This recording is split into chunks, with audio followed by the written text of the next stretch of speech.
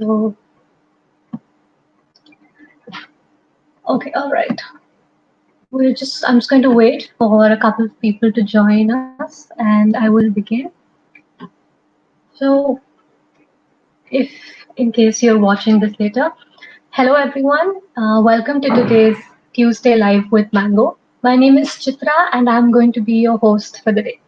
I work at Mango Education as a content manager. So, those of you who have attended some of our previous lives will also know that I also often moderate the live sessions on our social media channel.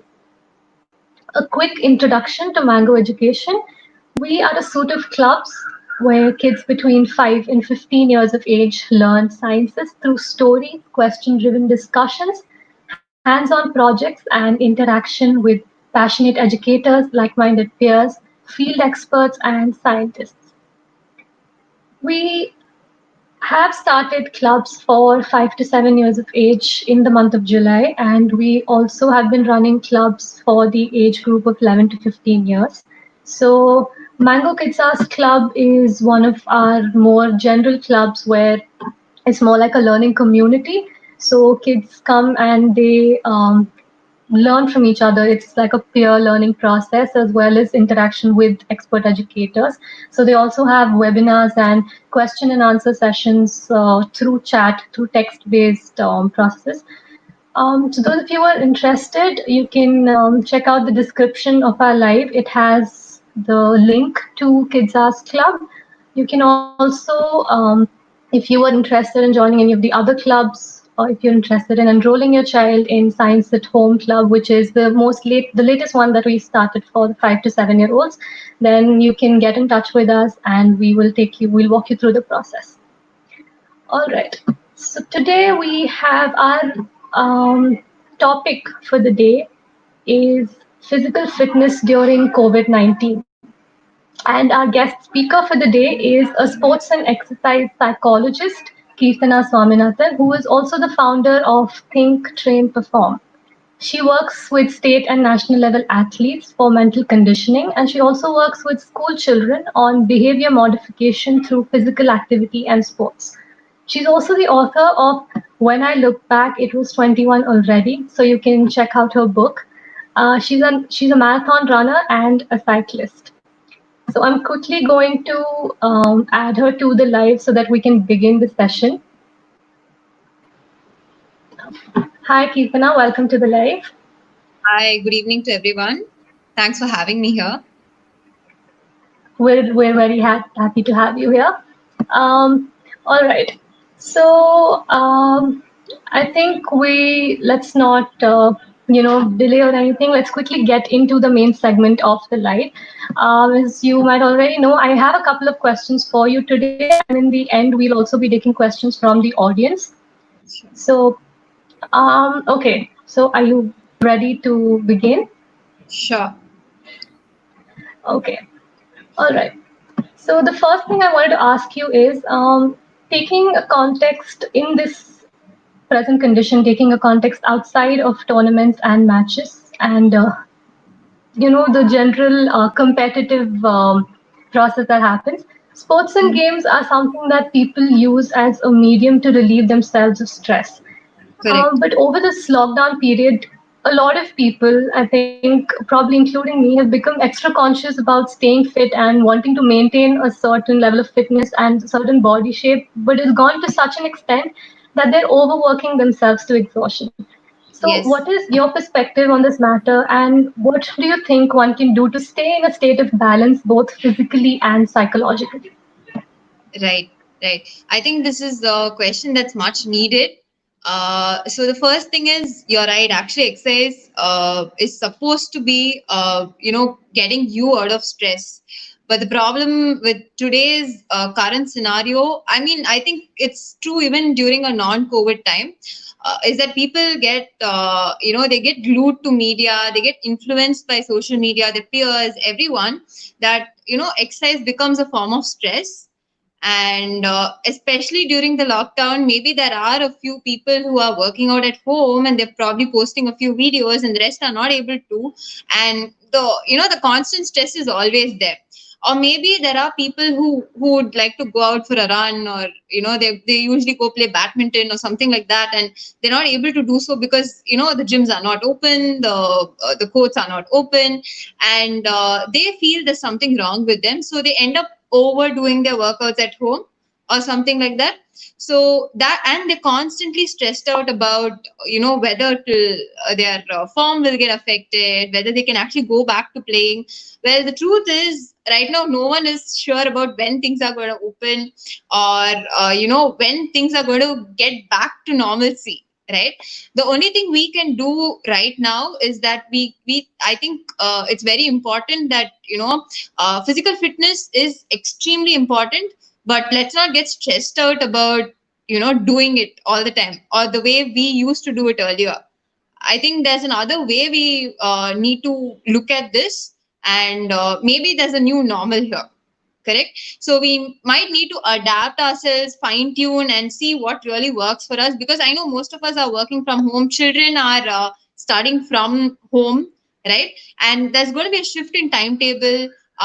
People can actually wake up later and probably work out a little later. So there's going to be a lot of shift in terms of time and the actual workouts they actually do, right? So it's important for them to include physical activity, but not get stressed out about the fact that they have to do it the way they did it earlier. I think if that acceptance comes, and if they can manage that time efficiently, I don't think there will be an issue at all. Right, right. I completely agree. Um, Now, since you spoke about this, I just have an additional question related Right. to this.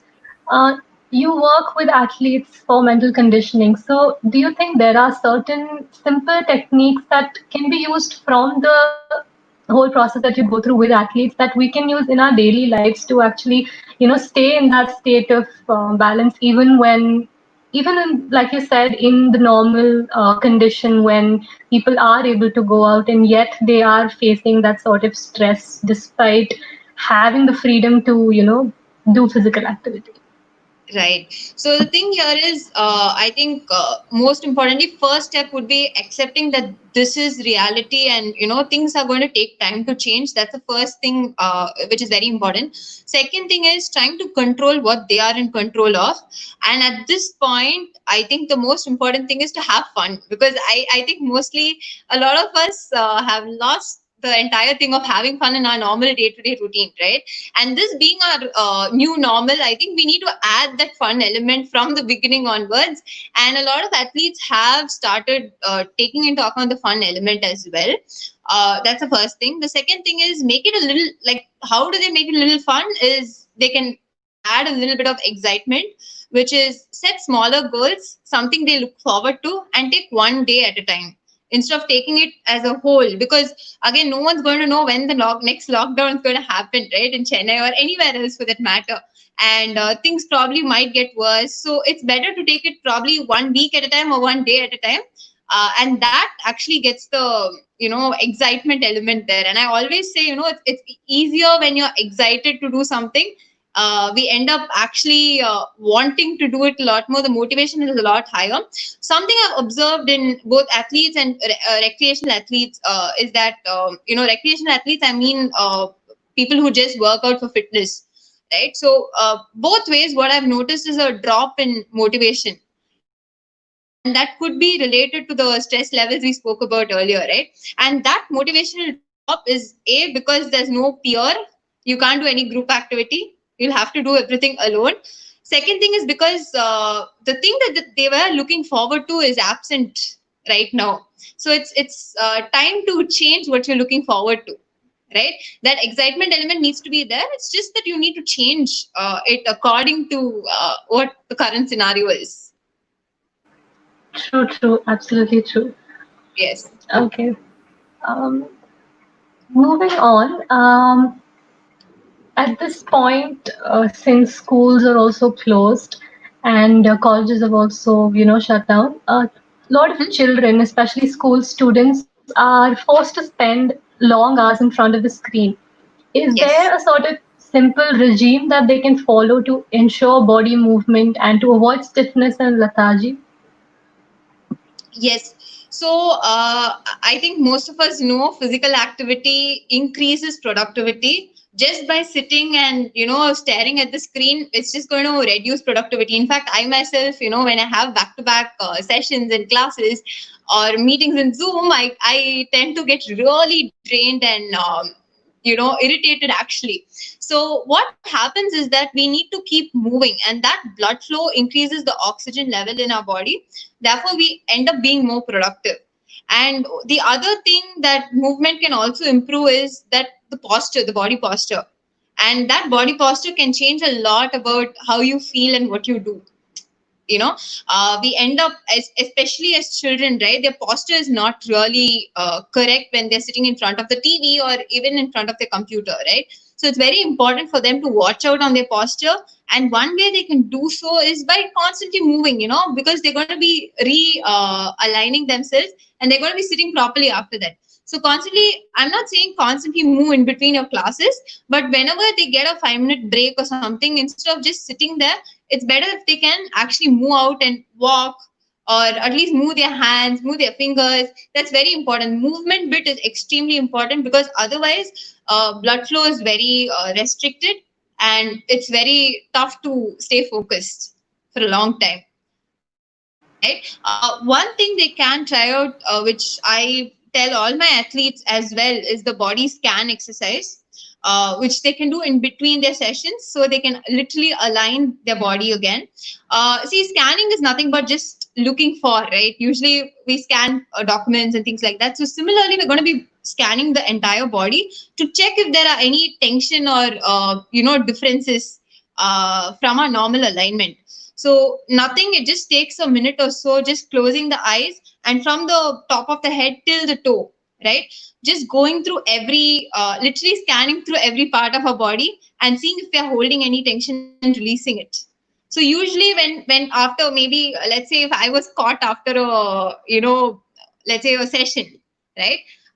Maybe my shoulders are going to be shrugged and I'm not even going to be aware of it. And maybe I do this body scan exercise for a minute, right? And then when I come to my shoulder bit, I realize I have stress over here and that it's a little shrugged. And then I relax myself and it goes back to the normal posture, right? So that's very important. That's extremely important both for adults and for young children. That's very crucial and plays a huge role here. Right. I completely agree with you because even when I'm sitting in front of the laptop, it's a normal Mhm. tendency to not pay too much attention to your posture. So because Exactly. you tend to hunch as you're looking at the screen. Right, So right. yeah. All right. Okay, moving to another question. Can Mm-hmm. you share some of the practices that you have been personally following to keep fit, generally as well as specifically during the lockdown? Right. So fitness to me is not just physical, it's also something which is mental.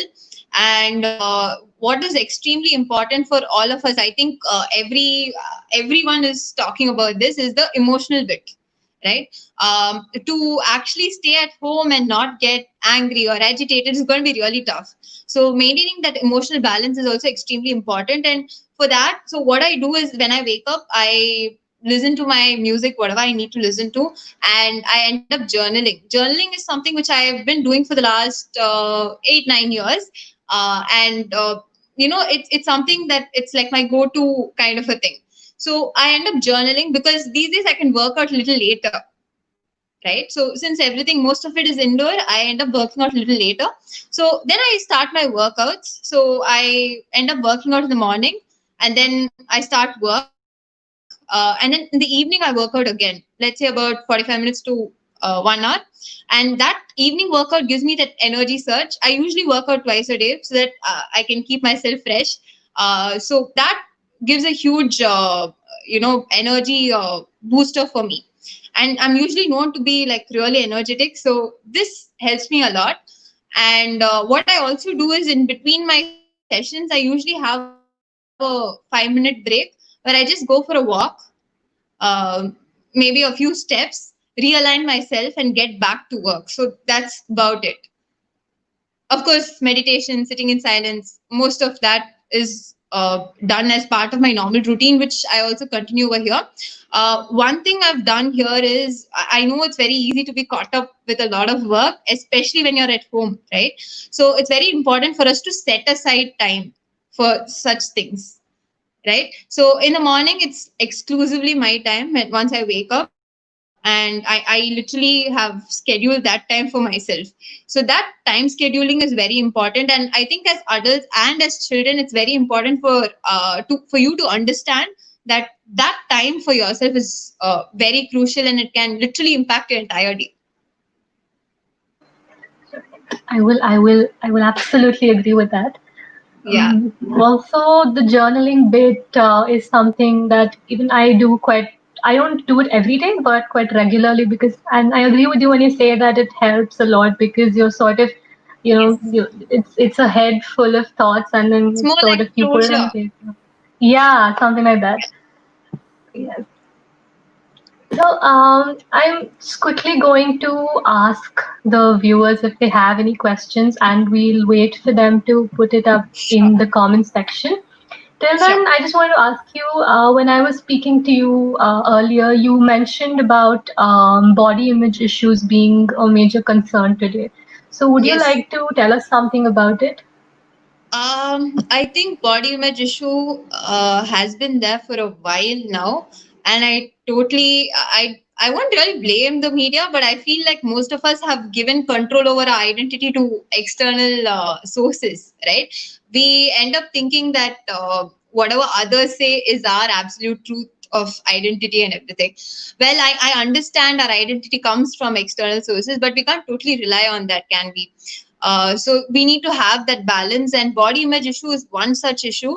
And most of us, I think, when we start recognizing that, what others think or what others say is not really important. What we how we feel is the most important. How we feel we are, how energetic we are, how fit we are is more important than how we look. I think that will be good. That body image issue, in fact, triggers a lot of issues in terms of eating, relationship with food. They feel very low in terms of self-esteem, self-confidence. This reflects in work. Instead of that, if we can start working on such things like wanting, or the actually the easier solution is to actually look forward to something else, have a certain goal that makes you feel good. And it's always important that, usually when we look good, when we feel we look good, we feel good as well, right? So similarly, we need to have something else that gives you that feel good factor, which kind of mimics it when you feel good, right? So that when you feel the competence enough, I think it should be fine. So it's just that we need to start picking. I think if people do have body image issues, you're not comfortable with how you feel, then start working on it. See what you can actually do about it. That's very, very important. Second thing is, see if it's coming from an external source. If it's coming from an external source, I don't think it's. I think you need to shift and see what else you can do that gives you that happiness, that sense of happiness, and that excitement is very important. Right, absolutely. Okay, we have a question from a Right. viewer on Facebook. What foods do you think keep yourself fresh and energetic throughout, apart from the workout? What sports generally do you think? What foods? Food, is it? Okay. Food. I don't think I'm the right person to talk about that, but usually I take a bit of. Usually, drinking water keeps me really fresh. And for me, my coffee is extremely important. Again, like I said, I'm not the right person to talk about this, but for me, it's my coffee. And Yeah, I think I eat food normally. I don't really starve myself. And it's very important to keep eating as per your energy requirements. It's not about being thin or fat. It's about, how you feel about it. I don't eat any processed food. I don't take much sugar. So it's all about eating right, eating healthy, not having processed food. But otherwise, I end up enjoying my food, therefore being very energetic. So that's how much I can say about the food aspect. Okay, all Yes. right. Um, I'll I'll wait in case there are any more questions. Sure. Till then, I just wanted to ask you what inspired you to go on to take sports psychology? Okay, so when I was much younger, I was obese. I was over 100 kilos, and that really, kind of I didn't have a good self esteem. I didn't have a great self confidence. It wasn't a great time at school as well. I wasn't too great at academics. Again, that boiled down to my low self esteem and low self confidence. And what happened was my parents introduced me to a beautiful sport, which is marathon running and long distance running. And that totally changed my perspective about life. I think that was like a starting point to a lot of changes that happened in my life. Luckily, it was a sport which was very introspective, and I could find a lot of changes in terms of my character and my personality. So that's when I realized, a sport can change a person's character and personality a lot. And I took up psychology just to start understanding myself. And then I ended up taking sports psychology because I realized there was a branch called sport and exercise psychology. And I wanted to help out. So if sport can help, keep yourself mentally fit, I'm sure mental fitness is a, very crucial aspect of a sport. So that was my thinking at that point, and slowly I started getting very interested in sport and exercise psychology. And then I started doing my research on it. And yes, that I think that was the starting point. Okay, amazing. Okay, I'm going to wait for 2 more minutes in case there are Sure. any more questions. Is there anything else that you would like to add or anything you would like to address specifically? Mm, I think uh, I think it's very important for us to take physical fitness as something which is a necessity in our day to day life. Not just because it's not at all about body weight. It's not about the way you look. Not at all. There are so many more benefits that you can get just by working out for like 20 to 30 minutes a day, literally. And that those benefits can be psychological, can be more physical, can be physical, physiological. It can be either way, and it's just going to make you feel good. So it's very important to engage in some physical activity, some form or the other. If you like dancing, dance. If you like to swim.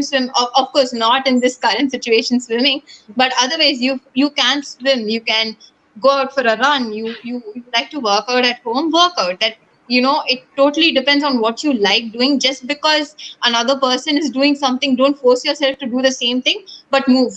That's the most important. Just move, be active. It can save you from a lot of neurodegenerative degenerative diseases from later. It's going to make you feel good. You're going to be more productive. You can find that change in yourself, right? But do something that you like. Just don't I know a lot of people who end up taking up a sport because other people are doing something. Don't ever do that. Do something because you like it. Right. Okay. We have another question. Yeah. I'm just going to read it out to you. The current situation is having an impact on our health mentally as well as physically. What Yes. is the current routine that you have to take care of your mental health and recommendations for teenagers specifically? Right. So as teenagers, I think it's very important for you to go and, have that conversation with parents, because this is the time you can have that family bonding, get to know each other very well. Because, maybe a few years later, you're not going to be having this time with your parents. That's very important. Secondly, have some time with yourself. Without PUBG, without any of your video games, without any of your school classes, just sit and do something, and you can explore. I know a lot of my athletes who started baking, who started drawing, and all. See, you don't need to be perfect at everything that you do. You just have to do things for fun, right? So that will make you feel really good, really calm. I'm not going to ask you all to meditate, not at all. Maybe this can be a form of meditation. I know adolescents, it's very tough for you to sit and meditate. Not at all. You don't need to do that. Do something that makes you feel good.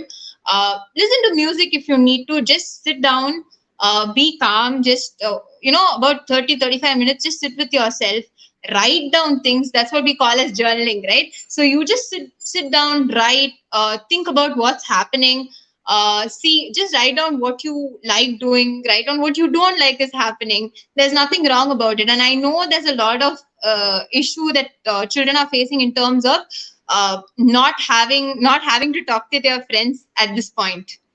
Although they can call over phone and everything, I know it doesn't really match going to school meeting them, or going to tuition meeting them, things like that. So you can right now I think it's very important for you to engage in conversations with your family. Very important to sit and talk, have those conversations right now. This is the time for that bonding. Secondly, sit and spend time with yourself. Do something that you love doing. That will definitely impact very positively in your mental health. Okay, thank you so much. Um, all right. So we have about 4 to 5 minutes remaining to wrap up our life. I will I'll keep you on the stream so that if somebody else has a question, you Sure. can take that up and answer. And Sure. I'm just going to give a quick draft of our activities on YouTube to the people who are watching. Sure. So we go live every Tuesday, and we upload science stories from our podcast, which is called Mango Science Radio. We do that every Tuesday and Saturday. We also post snippets from our open house sessions every Monday. So if you would like to receive notifications if and when these videos go up, or every time we go live on YouTube or Facebook, then don't forget to subscribe to our YouTube channel, and of course hit the bell icon. And everyone who's watching, I would sincerely request you to, share this with people so that everybody has some sort of, something that they can take away from this, because I'm sure a lot of people are going through the whole physical fitness dilemma at this point. So yes, so share it with your friends and with anyone you know who's probably undergoing this. And yes, I think that's also the end of questions, because I don't see anything as of now. Sure. So thank you so much, Keerthana, for being here. It was a wonderful session, and it was really nice talking to you. Same here. Thank you so much. Yes. And if any of you want to get in touch with Keerthana, you can either contact us and we'll get you through to her, or you can contact her through any of her social media handles. I think you can find her on Think, Train, Perform, any of the social media handles that you want to access.